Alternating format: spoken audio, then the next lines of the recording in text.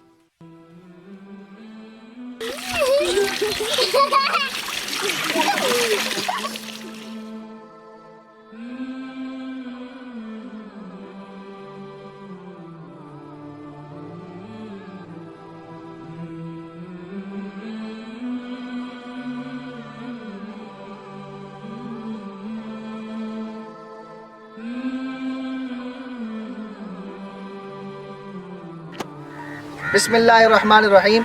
इस वक्त हम मौजूद हैं थरपारकर के एक इलाके पिटड़ों में। ये बहुत बड़ा गांव है, 40 से 50 मकान यहाँ पर हैं, और दूर दराज के इलाकों से ये लोग पानी लेकर आते थे। पानी की शदीद मुश्किलात का सामना था इनको। अब्दुल सलाम साहिब, शाइस्ता सलाम साहिबा और अज़ीम ख़ान साहिब ने इस इलाके के लिए ये हैंड पम्प का तोहफ़ा दिया।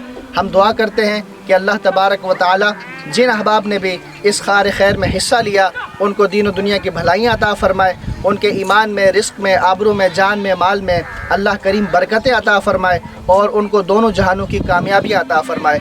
आमीन बिजाहिन नबी अमीन सल्लल्लाहु अलैहि वसल्लम।